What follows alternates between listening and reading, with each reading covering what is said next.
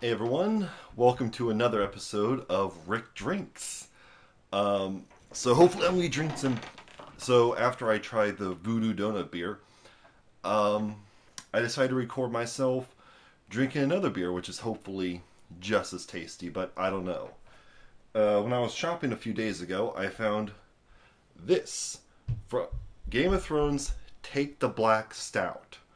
It's from Ommegang Brewery up in New York. Um, I actually haven't. And it has a actually nice, pretty nice artwork right there. If you can see it, I don't know. Yeah, some nice artwork. Um, I probably have had some Omgang stuff in the past. I generally don't drink the same beer twice. There's a few beers I drink multiple times. I generally keep in stock at the house, but I like to try new beers all the time. But personally, I'm not a big fan of stouts. I do like Guinness. I like Young's double chocolate stout, and there's some others I do like, but generally 90% of them to me taste like cold coffee, and I really don't like the taste of cold coffee unless it's like in a frappuccino or something like that. So, but I saw this because full disclosure, I haven't watched past the fourth or fifth episode of season one of Game of Thrones. I know I'm a horrible person. It partly because it's a couple many reasons, but one reason it's really damn depressing, and I do like humor. I like to laugh, so I've been on more of a roll of comedies recently. But I saw this and I thought this seems really cool, and really I picked it up because of the Game of Thrones. I got so many friends who watch it and talk about it. I can't escape Game of Thrones wherever I go. So I bought it, went, okay, this sounds pretty cool, and certainly recording this for some of them who are a little too young to drink, or probably not that interested, or who actually don't care much for drinking. So um, has a nice little cork top to it, so it's a little more like champagne, and it has writing on the side. One side says, "Omgang ales are incomparable, yielding unique flavors and aromas, inspired by deep insight into Belgian brewing and fusion with Omgang's creative upstate New York spirit. Each ale offers perfect balance and pure drinking pleasure." Also, full disclosure, if I'm pronouncing this wrong, I'm really sorry, guys. I'm really sorry. Um, this is officially licensed by HBO, so this isn't one of those unofficially licensed things that keep popping up online or pop up in stores. Um, so, but it also has some more text on the side, which it's a little more dramatic, so I'm going to try to give it a bit more of a British dramatic reading to it. A stout, as dark as the winters that once engulfed Westeros, as robust as the men who swear their oaths upon the wirewood tree. Chocolate and caramel sweetness are balanced by hop bitterness, roasty, woodsy notes, and earthy finish. Pour slowly. Do not disturb ye sentiment, but with vigor to make a luxurious head and free the bouquet. So, alright, that's it. 7% alcohol. Not that bad. So, let's crack this puppy open and give it a roll. See, nice little twisty top. That's gonna really take forever. Oh, it's not. And unlike champagne, there we go. Unlike champagne, most beers with cork tops obviously don't pop because they're kept at a low pressure. So let's pour slowly. Do not disturb the sediments. Nice and dark. It's a stout, obviously. So, ooh. I do believe that this is a luxurious head. It really gives good head. Dirty joke. Um, Actually, that's most of it is head. So when that settles, I can't see anything. So that's obviously good. So smell a little bit. I do pick up that's the first thing I notice is hops, and that for me is pretty good. As I said, stouts for me are mostly taste like drink like really cold coffee. So smelling the hops gives me some feeling this could really actually taste like a beer rather than coffee. Sorry for the pounding. It's the folks who live upstairs. And actually, the head is sort of stopped. Maybe a little bit more to maybe settle it out. Oh, that didn't work. But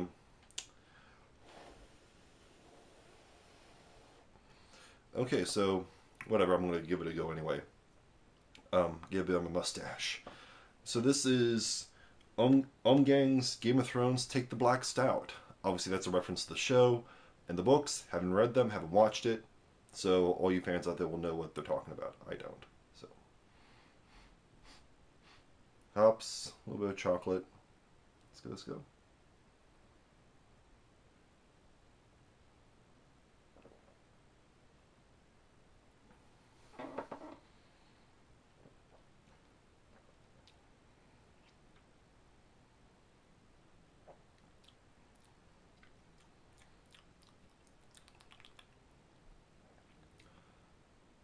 Okay, I really first taste that tastes like beer. So I'm really happy. I was honestly expecting not to. I was honestly expecting to sip it and go, "Ah, it's coffee." Eh. But no, this is. Hold on, I got a mirror. Oh, I guess I feel like I have a mustache, but a beer sash. But no, this is. It's okay. Um, it does taste more like an ale than a stout. There is. Oy, excuse me. I do definitely taste the hops. I definitely taste the caramel.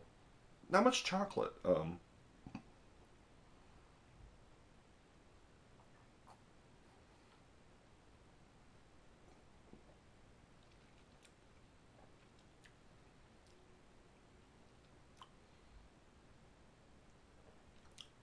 Caramel and coffee. I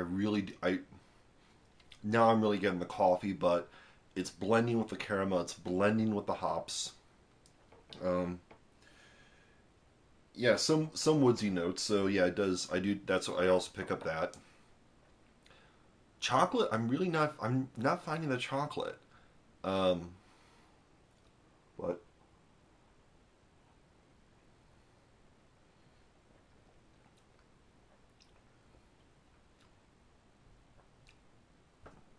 there's a little bit of chocolate right there. But it's it does smell and tastes very much like a beer, which is really good in my book. Have a little more of that. Yeah, I not a big fan of stouts, but this one obviously it's a more of a I would assume a limited edition run or something related to Game of Thrones. So I don't know if this is going to be a staple or if this is a limited release.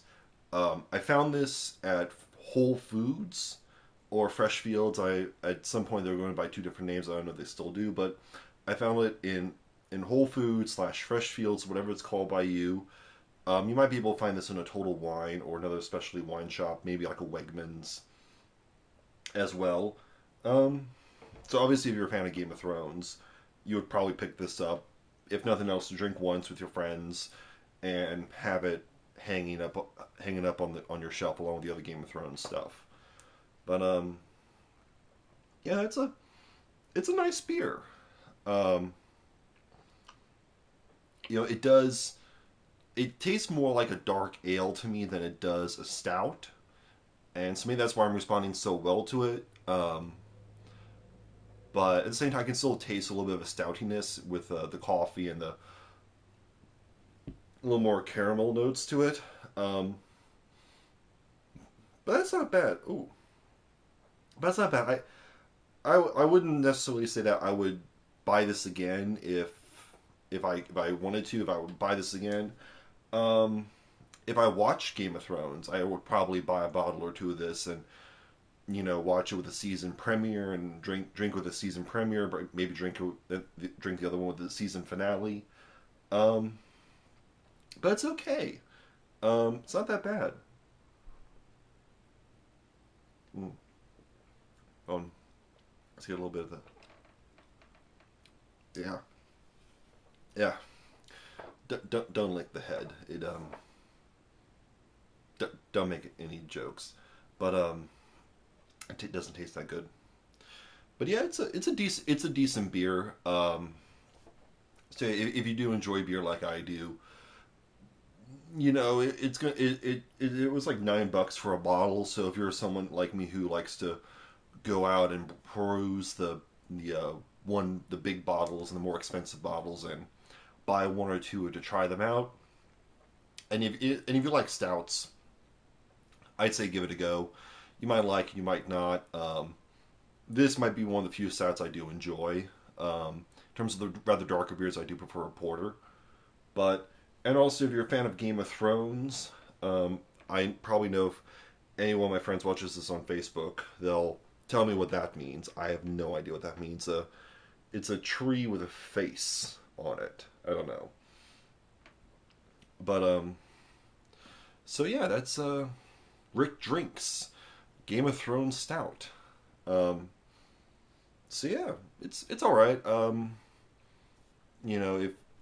If you like Game of Thrones and you want something to go with watching the new season with your friends, yeah, why not buy a bottle and split it up amongst you? Um, I mean, heck, if they came out with a Walking Dead beer, I know a lot of folks would have done that. I probably would have. So, yeah, that's it. Rick drinks, and who knows? If I find another beer that sounds really cool and interesting, I might do another one of these just as a fun every so often. And maybe I'll find one that's absolutely disgusting and I'll have a great spew moment. I don't know. All right. Have a good evening.